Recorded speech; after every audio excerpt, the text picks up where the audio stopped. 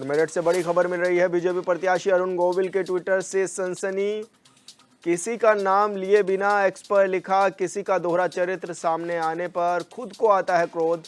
कैसे आंखें बंद करके ऐसे इंसान पर किया जा सकता है भरोसा। अरुण गोविल के पोस्ट की मेरठ में खूब चर्चा।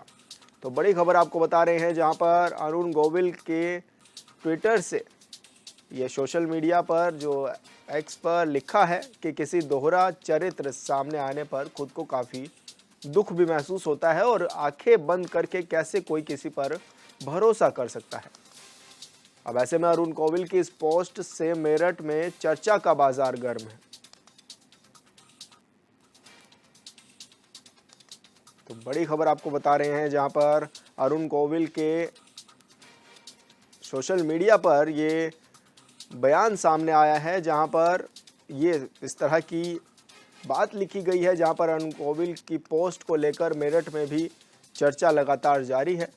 और साफ तौर पर उनके एक्स पर लिखा गया है कि किसी का दोहरा चरित्र सामने आने पर खुद को क्रोध भी आता है और कैसे कोई किसी पर आंख बंद करके भरोसा कर सकता है।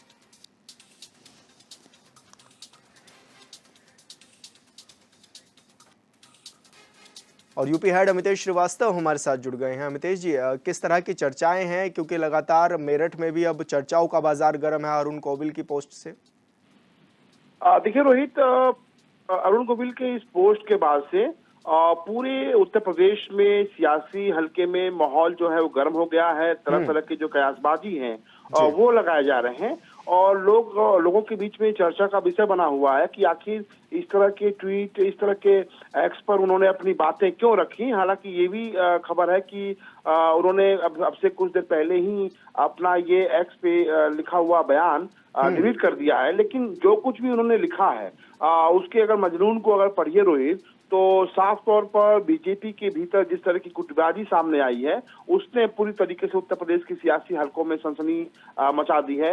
अरुण गोविल ने साफ तौर पर लिखा है कि जब किसी का दोहरा चरित्र सामने आता है तो उससे अधिक स्वयं पर क्रोध आता है कि हमने कैसे आंख बंद करके ऐसे इंसान पर भरोसा किया। और उसके बाद से उन्होंने जय श्री राम का और नमस्ते करते हुए एक इमोजी पोस्ट किया है। इसके सामने आने के बाद से उत्तर प्रदेश के सियासी गलियारों में चर्चाएं अलग अलग तरीके से हो रही हैं। कल ही उन्होंने एक पोस्ट और भी किया था जिसमें वो मेरठ से वापस मुंबई जा रहे थे। हालांकि अरुण गोविल जो है वो मेरठ से बीजेपी के उम्मीदवार रहे हैं और ऐसे में चर्चाएं गर्म हो गई हैं कि आखिर कौन वो लोग हैं जिस पर अरुण गोविल ने आंख बंद करके विश्वास किया और उसके बाद से उनके साथ विश्वासघात हुआ। किस तरीके की तस्वीर आखिर पेश हुई जिसके बाद से अरुण गोविल बहुत दुखी और परेशान है। तो तमाम ऐसे सवाल हैं जो सभी के जहन में हैं।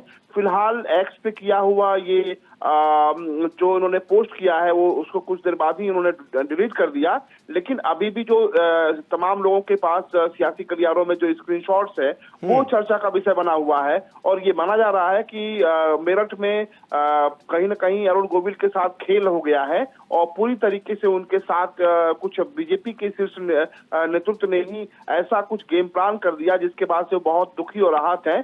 फिलहाल अरुण गोविल के इस ट्वीट के बाद से जो सियासी हलके में चर्चाओं का जो बाजार है रोहित, वो गर्म जरूर बना हुआ है। बिल्कुल, और साफ तौर पर क्योंकि लोग भी ये जानने की कोशिश कर रहे हैं कि आखिर दोहरा चरित्र किसका हो सकता है।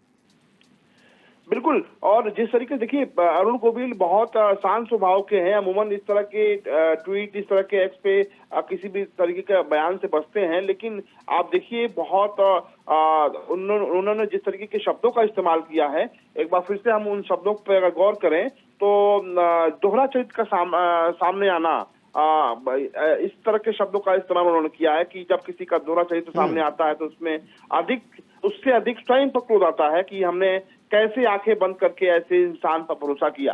तो अब सियासी गलियारों में चर्चाएं रोहित इस बात की है कि वो कौन शख्स है जिस पर अरुण गोविल ने आंख बंद करके विश्वास किया और उस शख्स ने अरुण गोविल के साथ क्या किया।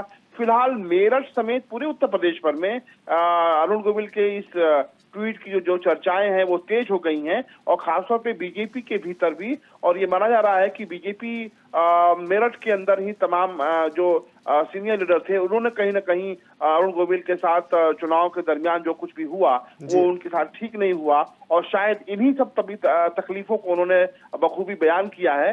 फिलहाल आप यूं कह सकते हैं कि सियासी गलियारों में उत्तर प्रदेश की अरुण गोविल के इस ट्वीट की जो चर्चाएं हैं वो खूब हो रही हैं, और सत्ता पक्ष के साथ ही यानी कि बीजेपी के लोगों के साथ ही विपक्ष के लोगों के लिए भी ये चर्चा का विषय बना हुआ है। बिल्कुल मितेश जी, बहुत बहुत शुक्रिया आपका तमाम जानकारी साझा करने के लिए।